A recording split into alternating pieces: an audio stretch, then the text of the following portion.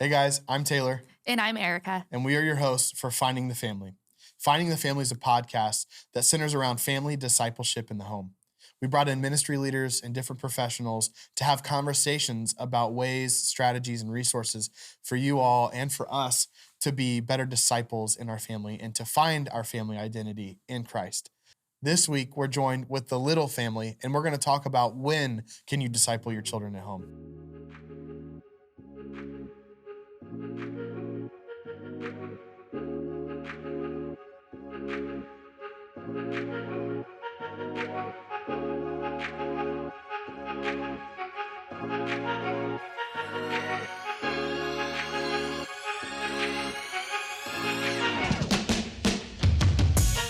Hey guys, welcome to Finding the Family. We're joined here with Nelson and Charity Little. Guys, thanks for being here with us today. Hey, thanks for having us. Of course, love the Littles. So today, kind of want to talk with you guys about really this idea of when is it best to be discipling our children or people in our home. Because you guys have a really cool story. You've got 4 beautiful children, might I add. Thank you. And they're very different ages. And I think there's some people out there that can relate. Don't ask me what they are. Yeah, well, we'll do the birthday quiz at the end. Maybe we'll have fun and ask Nelson. I got What are the big, kids' birthdays? kind of big, medium, and little. He goes by French fry sizes for his kids. Yeah, But Vente. I want to go into kind of this discussion of when is it appropriate to teach our children about Jesus and some of those struggles that go with it. And Charity, I thought of you for this episode because not only are you our children's ministry leader here, Life Church, but you also have a background in childhood education. Is that the official title of it?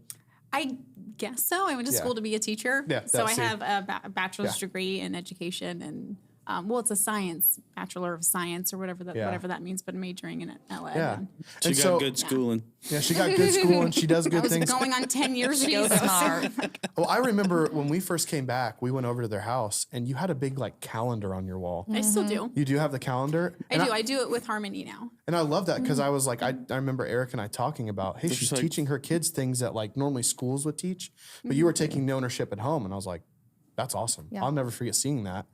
And I knew then, and now getting to know you, the way and the passion you have for teaching your kids and other kids about Christ. It's been awesome to see. And so I want to kind of talk about that now. You have a 2-year-old. I'm not going to ask Nelson. A 2-year-old, a 5-year-old, 4-year-old? He's 4. 4-year-old, a 6-year-old, and an 8-year-old? He will be 8 next month. See, I was really close. He's 8, yes. right? So a lot of different ages. You can teach Harmony, simple things right now, right? Words, sentences, coloring, all that. But an 8-year-old, they're beyond that. They're on the next step. So what's that like for you guys at home, teaching kids about Jesus at different ages? It can be a challenge, but It's a struggle. Yeah. It's a struggle.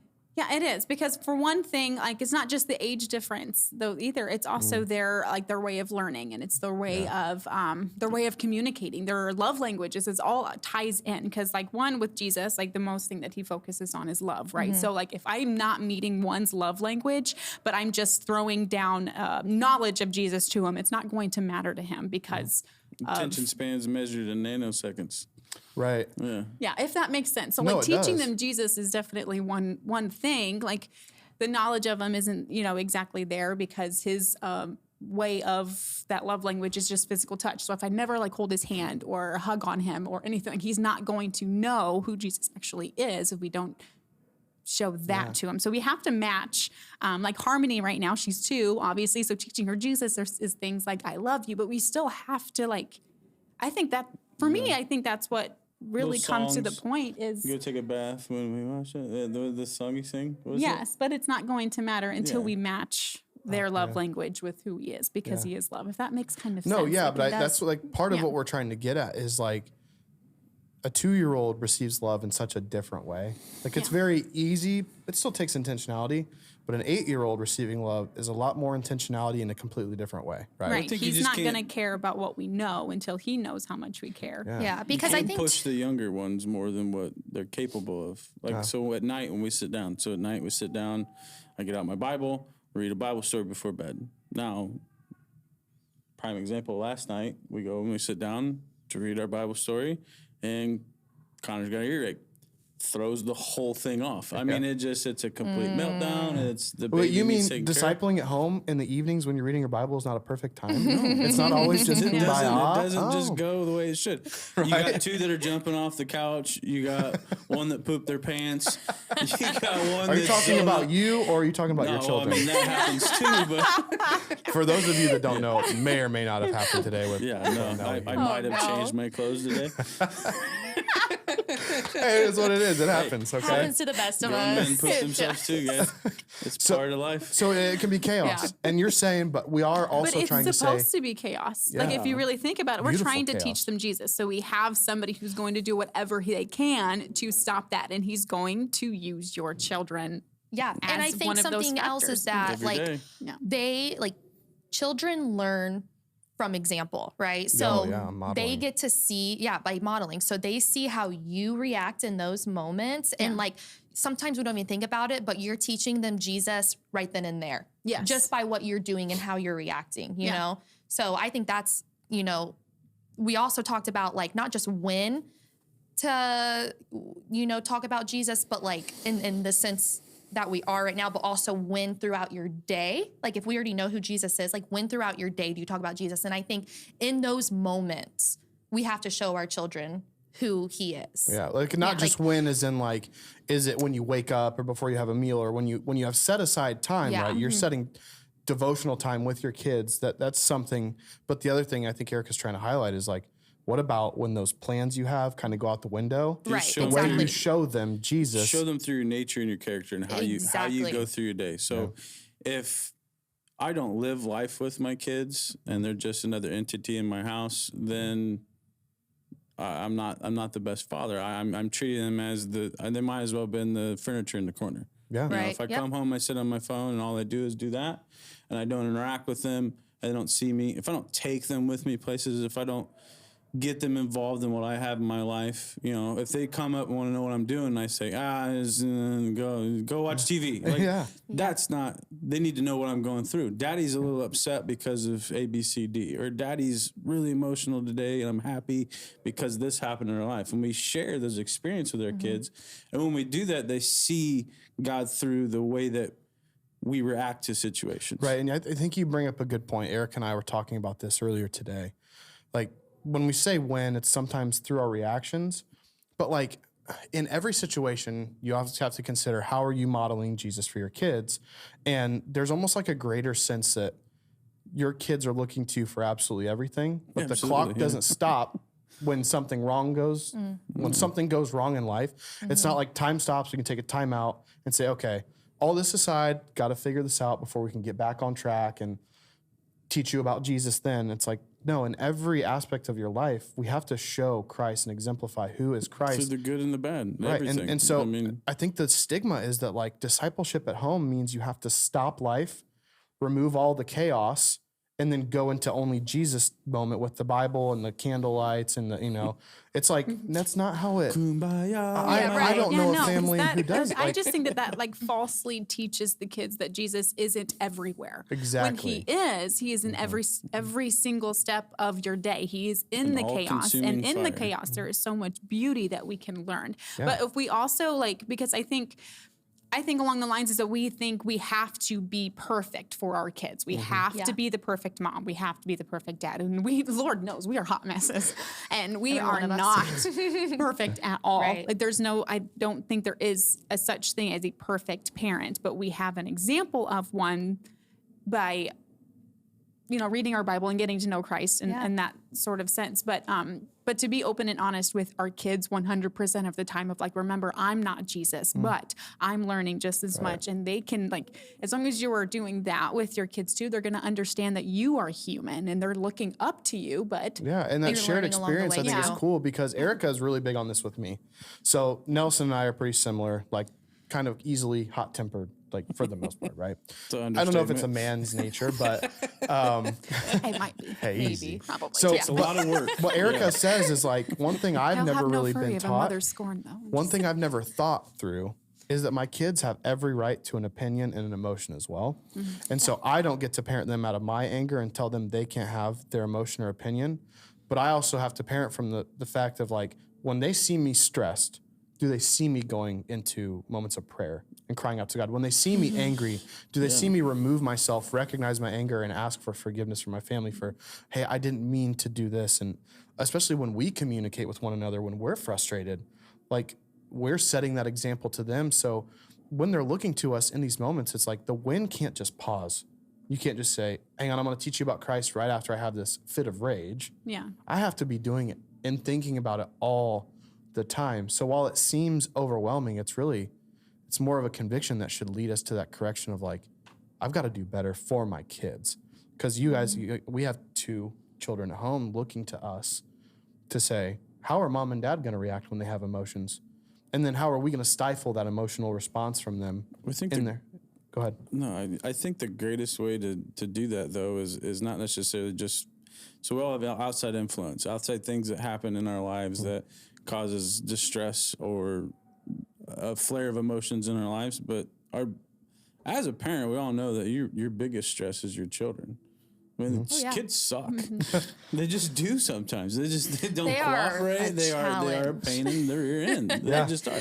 And the more you have, you think, well, just what's another one? But that's not the case. Your best advice you ever gave me was once you have 2 and you go for 3, you are outnumbered. 3, just prepare to be outnumbered. Stop at 2. No, not stop at 2. Just prepare your mind. Yeah, I want you guys to have plenty more babies. But yeah, me too. Yeah, but here's what I'm saying though is like, so we obviously there's outside influence. So you go, you leave, you have your day, you come home. You try not to take that home with you. You go to work, something happens at work, you try not to bring it home. But the biggest problem for me, I've noticed, and my wife at the same thing, is the biggest issue I have is when my children are the cause of my stress, how am I handling them? That grace, that mercy, that, okay, do I have, I know I have grace. So when I get ticked off, I have a gift from God that allows me to know that I'm still cared for, even though I'm upset, and that I did wrong. He still loves me and all this stuff. But do I have that with my children? So when my daughter's not listening, and no matter what I say, it's just not getting through. You know, I'm living that life of, I'm going to string you by your toes right now, but I can't. I have to back off, and I have to treat it with the act of, okay, I love you. You need to know that I love you. You're going to listen eventually. I'm going to make you listen. Whatever influence I need to put in your life, whether that's a timeout, a spanking, if I need to get the belt out, say what? But whatever that is. I feel like that shows them more about who God is in our lives than anything. If by the way they act when they come at us with a negative attitude and we don't come back with one all the time, I mean, because you're gonna lose it every once in a while. Erica, talk about this, because so I come home. She's stay-at-home mom, and I come home and I can hear through that, like the opening of the front door, like kind of how. Like what I'm walking into. And if I hear Cruz screaming and I look and he's holding onto her leg, I just get that look back, and it's like, and it's a silent acknowledgement of like, it's your turn. It's your turn. But like discipleship can't stop in that moment. So how does my kid, I want you to talk about what you see in me and what do parents need to know about their reactions and responses to showing Jesus? And what do you have to remember as a mom who's in it all day? I mean, kind of like Nelson was saying, I feel like in those moments, it's easier to want to blow up at your kid and tell them to go away. Like, you got to be mindful. Yes, you have to be so mindful, because again, which sucks sometimes. It does. It's so, and it tests you in a new way. But those are like literally those moments where you just are like, Jesus, like you just need that like calming sense over you, just to bring Jesus back in the picture and just to be like, okay, like, what do I need to do here? Because he's watching me. And like, for me personally, don't get me wrong, I've had those moments where I've reacted, and then you have that instant guilt that comes over you, and you're just like, oh, I shouldn't have done that. So I've learned from that. Messing with you a bit. Yeah, absolutely. And so literally, I mean, it's just taking that moment to just pause and understand that they are little and they are What have you been telling me? Yes. So something, and I forget where I heard this or read this, but I think about it all the time now. Kind of like Taylor was talking about, he, just naturally has a little bit more of a temper. I don't know. Brash, guy thing, is he? what that is. Yes. But I tell him, I say, like, and again, when it's directed at the kids, I say, look at their hands. Like, their hands are this big. You know what I mean? Like, they're babies. Like, they only know what we teach them. So I don't want what them they're causing. They don't know what they're instigating. Right. They're so they innocent. communicate through crying and acting out and tears and all of that. So how we react is how we teach them to cope with things. So I try, it's a challenge, but I try my hardest to just keep my patience with them. And it just takes so much work. It really does. Yeah. And we again, talk about it all like the Charity time. said, no one's perfect and we're figuring it out together, but it's okay for them to see that we mess up. But I think it's also okay to show them like right from wrong and what we need to do, But to also take ownership in front of them of messing up. I think a lot of parents miss that. Yes. They think, because you didn't do that, I didn't do anything wrong because I'm the parent. I'm supposed to be the right one. You should have listened to me this one. And that's not okay. That's where the age thing gets complicated because for me, it's from a father's standpoint. I don't know if it's just a father's standpoint, but for me as a father, the way I parent and my mentality is you're little, you're going to do what I say. Like, that's just the way, that's just how I am. Like, you're 2, I'm not arguing with a 2-year-old today. Like, but in reality, I tend to treat my 2 and my 4-year-old like they're 8 and 6. Sure. So because I'm used to you deal with the other ones. They get older. As you get older, you get in the habit of raising them up, and then I revert back to like. So I have a lot of times I have Charity in the background going, no, please, no. You got like he's forward. Just put up the number. So then like I do. I'm like, but your mentality, you gotta switch. You gotta go. All right, 4-year-old. Okay, we're gonna go this way. And that's hard as a parent to do because that's managing so many different hats, I call them. Yeah, at different, developmental stages. And so it just like is. Crew and Ren, they're totally different but you stages. do have to learn how to communicate to each child in a different way. Like you said, their love language. Yes. I mean, so much more goes into it, but it's it's a hard. I think like you brought up a great point, Nelson, that and Charity, you kind of touched on like the idea that a parent can be imperfect, right? Yes. I grew up thinking, and I knew my parents weren't perfect. But I grew up thinking that they were doing every decision they had, every response that they had. I was like, oh, that's what I need to do. That's what adults do. That is correct. Supposed to do. And then you go to have kids and you think like, parents. How did they have everything figured out? Because I know nothing about keeping this kid alive right now. As I look back, I'm like, man, my dad had no idea what he was doing. My mom, didn't really know what she was doing. But they're great parents because they did it with me. Like they went through life. And that's what like me. They didn't have all the answers, but they were there. You know what I mean? They were involved in my life. That's a big thing too, because I think when we say when, like a lot of the times the when is like whenever you're around. Yeah, always. Whenever you have your kids, you should be discipling them. And if you send them off to school, and it literally to starts daycare. the day that they are born. Like you are teaching Jesus the day that they're born. We were even talking about it again earlier today. They can hear you even before that. When they're in the womb. That's what's so beautiful is, and I was praying about it and I was just like trying to just talk to God about like when, like, and it just was like, oh my, like how amazing is that they know your voice before they see your face. Yes. Yeah. Like there is never a time too soon to talk about Jesus with your kids. But I think sometimes we do wait because we're like, oh, they might not understand what I'm saying, this and that. But you don't need all that to down. know. Yeah, exactly. And then they are smarter. They are learning a language the first year of their entire life. How going into high school, how many years did it take you to learn Spanish? Yeah, Nelson, did you learn Spanish? And I still don't know Spanish. Exactly. So they are smarter than what words, but I'm not going to share them. Give them credit to be. Oh my goodness, so much. Yeah, so much. But with that idea of like you're an imperfect parent, you might have an imperfect relationship even with Jesus because you're still learning about him yourself. Yes. So like he's a perfect person. He's a perfect savior. So not on him, that's on our part. But how do you raise kids to have the relationship with Christ? Number one, if your relationship isn't there yet, or if you're for the first time doing this and you're it's not like, you birth a kid, you teach them about Jesus, right? What if you're 10 years down the road, you're 18 years down the road, and you're like, I don't know where to start? I think it's good to understand like admitting that I don't know where, but I'm trying to do it with you and help you go along this road with me. I think we forget like there's so much value in that like that humbleness for you to be like, I don't know it. I don't have it all together. I am trying to learn it because I know we need this. I think like a kid sees that and it's like, no, they're admitting that they need this and they want me to be, like you said, a part of it. Yeah. And so like, again, the win isn't like in a perfect world, you would raise your kids, you know, from the day they're born to be disciples. But well, like, I think that society's really good about making you feel like you need to be perfect. Right. And the Bible's really good about humbling you. Like you're just not. Right. Well, then the other stigma. You're called to try. Yeah. You're called to be holy. You're called to pursue holiness, pursue perfection. But in a sense, it's a pursuit. You're not expected to be without Jesus. Right. You know, it's just not going to work out. So I think we need to always be mindful of the fact that like our kids are there to watch us fail. Just they need to be. They need to see us struggle. You want to bring up the book of James? What's your response to everything? But your response matters to everything. Everything. Our response matters, and we need to consider that. But then, you take into consideration now you throw in an 18-year-old who won't listen to you and they rebel. You throw in a 2-year-old who doesn't know what you're saying. You throw in an 8-year-old who's trying to find this sense of like, oh, I'm becoming a, boy or girl, right?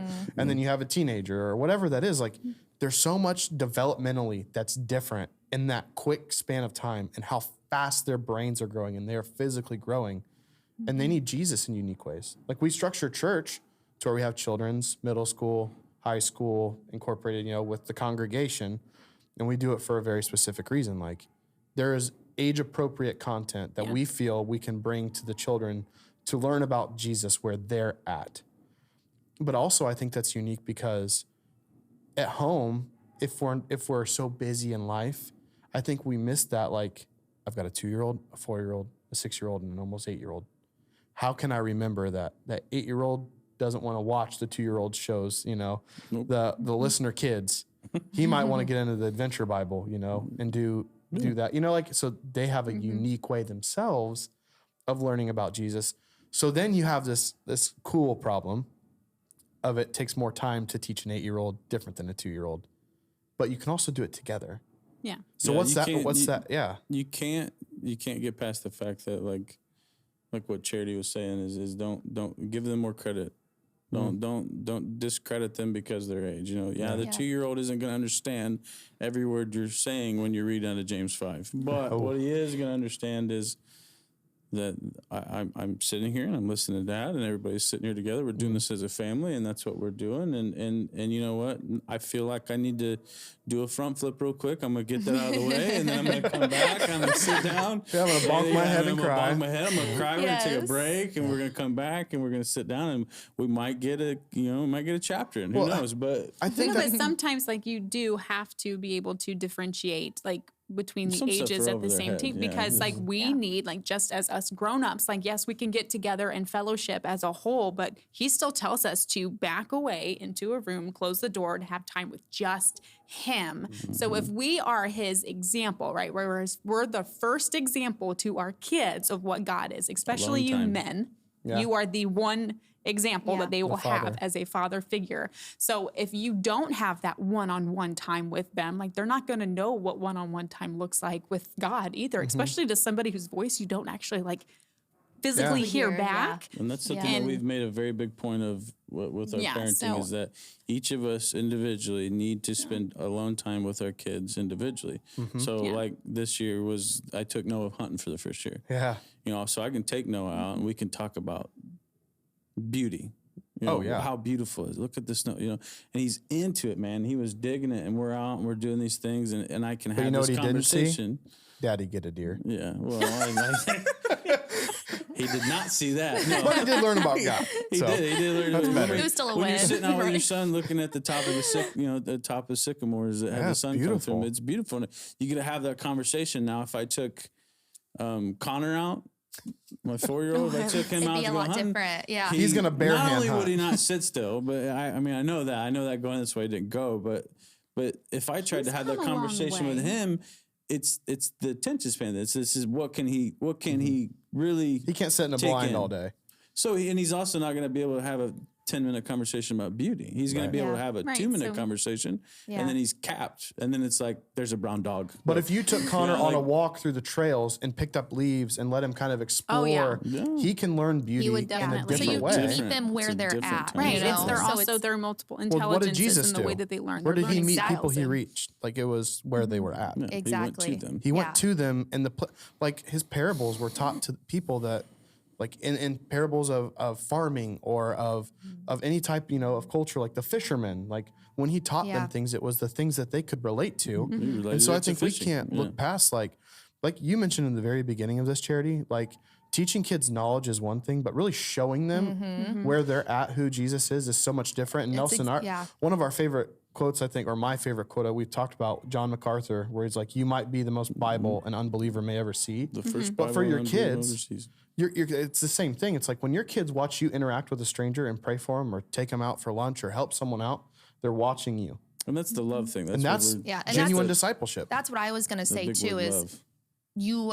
You also, by like taking them out one-on-one, knowledge, telling them about Jesus is one thing, but showing them a relationship with you and them is showing them also that they can have a relationship with Jesus, because there is such a difference between just knowing about Jesus, but also having a relationship with Jesus, and we first obviously have to start by just teaching them about Jesus, but they get to then form their own relationship with him by when we teach them, you, not just with mommy and daddy, but you can go pray by yourself if you want to. Like, if you're feeling a certain type of way, you can pray. Like, you're allowed to do that on your own. And I think that's like the goal that we want, is to teach them how to do that. You know what I mean? Well, the greater goal is we're not raising a 2-year-old, a 4-year-old, a 6-year-old, an 8-year-old, a 3-year-old, a 1-year-old. We're raising men and women to love God. Right. And the bigger thing that we're really having trouble with in today's world is how to teach people to take on their own faith.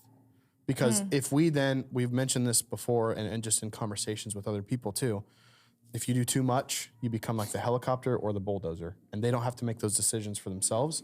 So how are we, the big challenge for us is we got to have them learn to take on their own faith. And because if they leave the nest at 18, they still have mom and dad's faith, it's going to rattle them when they're all alone and have to make those decisions. It's just that time that really, we have a very good marriage in the fact that we work well as a team.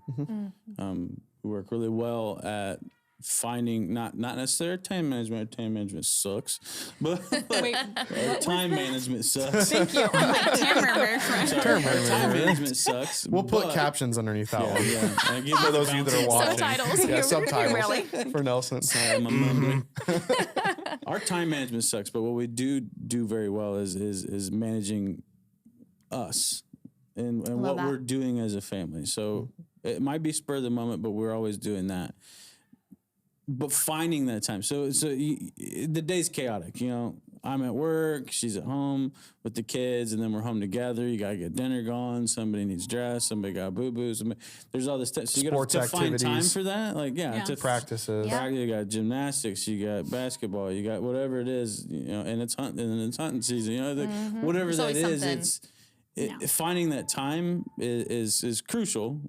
It's where we struggle the most, but we always find time for that. So fitting that into your schedule, whether you're having that conversation while you're making supper, fine. Because I always think of, like, as well as we work as a team, what if I was a single parent? What if I didn't have a partner in it? I mean, you're already strapped for time as it is. So finding ways to do that while you're living life with your kids is the way to do. And the main thing that we know, Bible stories, yes, all that stuff comes in handy, but like where Charity hit home from the beginning is, if you can show your children how to love by the way that you love, that is what's going to show them Jesus. Jesus is love. Jesus is the epitome of love. So, and our only calling is to love others and treat others the way we want to be treated. Yep. So if we can do that with our kids in every reaction that we have in our life with them, then they're gonna learn Jesus through our example. Yeah. And the other thing you mentioned is, like, you're not doing this. You're not trying to do all these things alone. Like, you have your prayer time alone personally with God.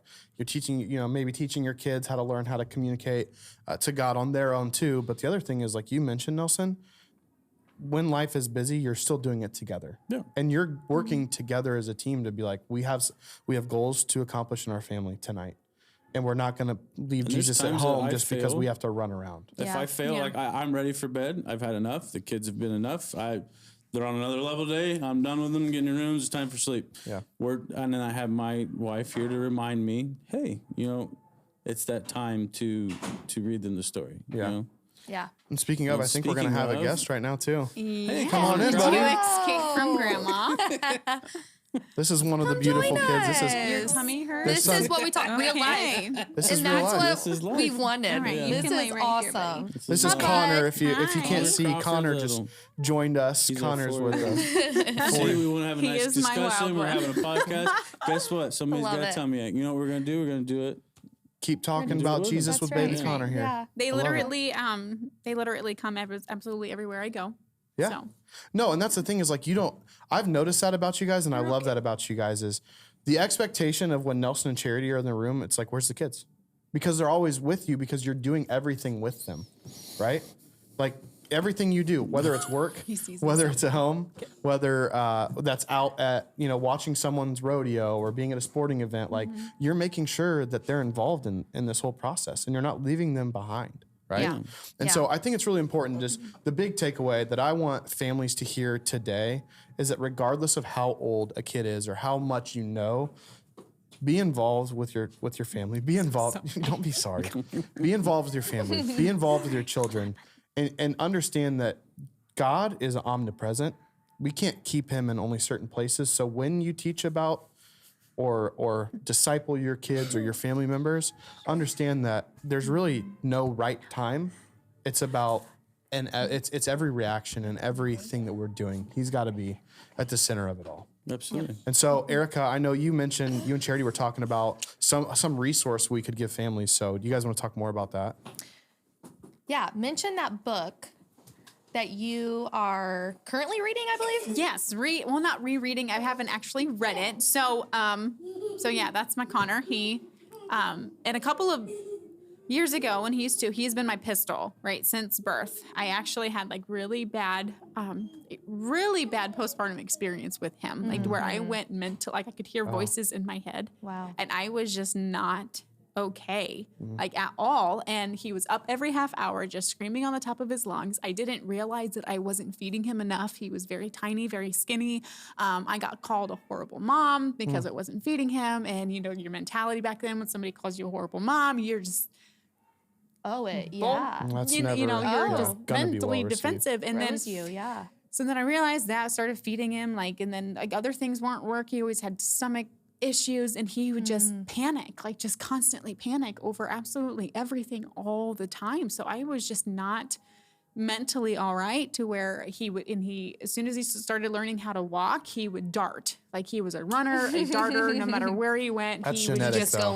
go. That's a track star and mom. And yeah, well, I did run track in high school. Side note, but yeah, he would just go absolutely everywhere. And then being 9 months pregnant with Harmony, I'm chasing him down. There's been times where he almost jumped into a pool and I had to chase, and then he almost drowned a couple of times. So I'm just chasing him everywhere to where I was just mentally losing it and got so angry. And I got to one point I started really hating him.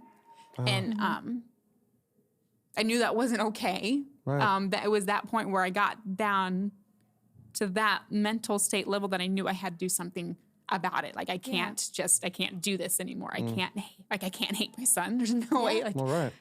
I love him very much, but I love him so much. I hate him because of everything that he had put me through. And so I had found, I was just scrolling and I wanted to do a Bible study for myself about being a better mom. And so I found this one. It was called Becoming Mom Strong. And I was going to do it with somebody, but we're both moms and we just didn't get to it. I did 2 weeks by myself, but it was the second week of it that got me to wake up and to realize what kind of mom that I wanted to be. So the second week is where she actually introduced Elizabeth and pointed out, can you imagine being Elizabeth's or being John the Baptist's mother, who he grew up to live in the middle of nowhere, had the Holy Spirit built inside of him since birth. Can you imagine what kind of kid that he was? a very strong-willed, very free. Yeah. And I'm just like, oh my gosh, that's my Connor. Yeah. And eating locusts and honey. Yeah, I'm either going to turn him into a serial killer, or I can embrace what God put inside of him and uniquely designed him to be. Yes. Yeah, and teach him how to just embrace who he is, and for you to embrace who he is without feeling the need to change him.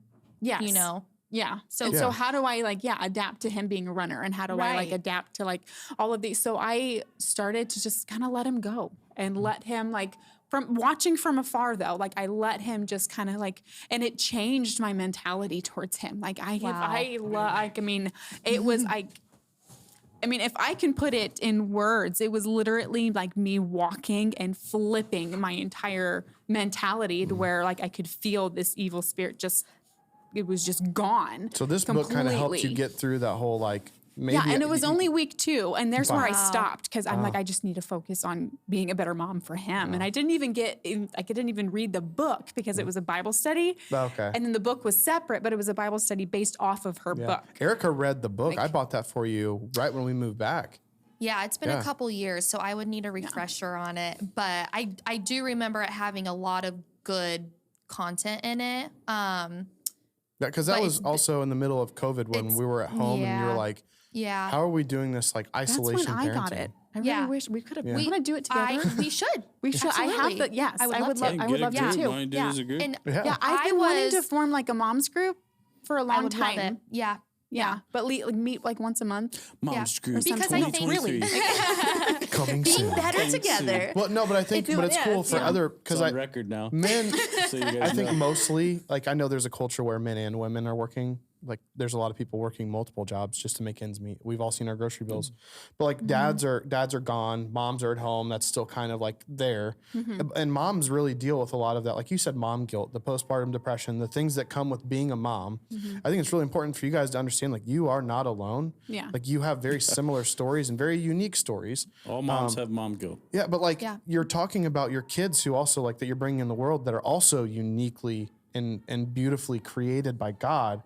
That you can have 4 kids genetically by the same people, and they are 4 completely different kids. Yes. Our kids we have 2, and they are polar opposites in many ways.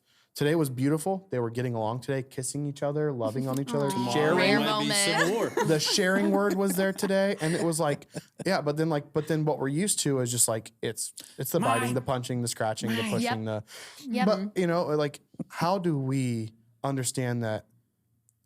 We are also to love them through their own uniqueness. And how do we explore that with them and show them this is who God designed you to be? And I think that book is a really great way for moms to understand, I still don't understand this. If you're listening to this or watching this, you can relate, but there's a point where it's just you 2, husband and wife. When you conceive, there's this, we're actually bringing a baby into the world. And then when you have the baby, there's this we have to keep this alive now. And it relies on her to be kept alive for the most part. Yeah. There's this real reality that begins to set in of I really didn't know anything about being a parent. But yet God's already equipped you for everything that you need to be that parent. So when that thing sets in, that reality of he's already told, he designed my body to be the life source for them right now. And it's just really cool to watch a mom understand her role and how God's designed her. How it just to watch a woman become a mother is is the most beautiful thing. And that's something I tell people, new moms, because I went through a similar situation where I suffered with Ren, really terrible postpartum anxiety. And I heard of postpartum depression, but I had never heard of postpartum anxiety. So I was, real. It was the most trying time of my life. And I still look back on it and think, how did because we were out in San Diego. I was a first-time mom. I was thinking I'm the only one who's ever had these feelings before. I'm what is wrong with me? I mean, you were isolated. Struggled. A tactic I was isolated. Of the enemy. Yeah, it was a very hard time in my life. And I'll never forget that somebody had told me, you are exactly the mother that God designed you to be for your daughter. And that has always stuck with me. It's always something I tell new moms because I want them to know, like, if they're ever struggling, like, for one, you're not alone, and you know there is help out there, but like also like know that God has designed you to be exactly the mom or dad that you are meant to be. Versa. At the same time, like 90% of your role as a husband is to be there and encourage. God don't make mistakes. Encourage them. The kids he put in your life are kids that he thinks you can add something to them by discipling them and bringing them up in the ways of the Lord. And it's also it's the beautiful chaos, like the beautiful struggle of like, I'm trying to do everything I can, yet that person was put in your life for a very specific reason, and you are in their life for a very specific reason. Yeah. And God put them there and you there. And so there's like that call and that challenge. And the other thing I want to highlight real quick before we wrap up, I downloaded Parent Q. So one resource our children's ministry uses that Charity gives out regularly, and I very much encourage parents to check this out. There's a Parent Q app, and it's also one of like the more saddening things I've ever seen. So you can build a profile for your kid, and it's going to tell you how many weeks you have left with them before they turn 18 and can go into the world and become, an adult. Smaller and smaller. That circle for Renz is already a quarter gone because she's almost 4. Yeah. And so we're talking about 18. You do the math, but she's almost 4. And if you look at the circle, it looks like it's a quarter of the way, like the quarter of it's missing. And you're like, And then Cruz, there's more time there, but what about that week when you're busy? And what about that time when you have something to do? Or you lose your temper, or you miss every second with your kid. You can't get any time back. Yeah. And so the Parent Q app, number one, you can build the saddening profile that also is a great reality check. Like, parents, you only have so much time with these kids before they go on their own. So do the best with the time that you have. But also Parent Q goes in hand with our curriculum. Yeah, it shows you what we learned that week. And it actually has the paper devotionals that they should be going home with every week. They have the paper devotionals, and even it goes as small, and I love it so much because it goes as small as the nursery. We don't do a whole lot in the nursery because, people just want to cuddle babies and love on babies, which is what you're showing Jesus at that age doing. But a lot of what we hear is like, well, okay, I'm willing, I'm able, but what? Like, what do I teach? What do I, how, like, okay, I understand you sit on my kid, but like what that tool comes in handy because it's a walkthrough. Like, and it takes 5 minutes. You don't have to come up with your own Bible study. Yeah. It's right. You don't have to think about anything. You don't have to know anything because what's cool is you can link your church to it. So you can link, I linked Life Church to it, and it tells me exactly what Charity taught my kids that week. You can go off of that, start a conversation from whatever age group they are. From it gives you. And God is so funny. I'm going to point this out. God is so funny. What we have noticed a lot lately is that everything that we're talking about in children's, Mike is saying on that Sunday morning, and Mike has no idea what's going on in children's. That happens in our small group. So you really could see what they just learned and tie it into what Mike just talked about. I think it's been the last 3 weeks. It's really 3-4 weeks. Oh, it's been months. Maybe Mike's actually just been sermon prepping off of Orange Cookie. Mike, you want to weigh in on that? But no, I think so. We'll link we'll link that book, the Becoming Mom Strong, and we'll also link. I'm pretty sure it's Heidi St. John. I think that sounds right. Yeah. Yes. And so we'll link those in the description for people to go check out so they can, access the book, the Bible study, reach out, obviously, if you have any questions about getting in, starting that mom's group, because I think that'd be an awesome resource. I would love that. But also for people just to know, like, there is materials and resources out there for you if you don't know where to start, because it's a mess trying to figure out where to begin. Yeah. So we have resources that will help you along those lines. So and I'm working on building a resource wall. Yeah. Here at the church. Love it. Eventually. Yeah. I have to, think things through. Get there. But we're getting there. Yeah. All right. Well, Nelson, Charity, thank you guys so much for being here with us. Thanks for having us. Love you guys. And I love that you guys do this. Yeah, I should go out for dinner now. So fun. Awesome. All right. Thanks, guys. You for a long time. I've been asking for a long time. I have. All right. We'll catch you guys next week. Thank you guys for joining us on today's episode with Nelson and Charity Little. For more information, please visit our Life Church Huntington app. Click the resources tab and then finding the family, and there is where you'll find all of the additional information. We look forward to seeing you next week.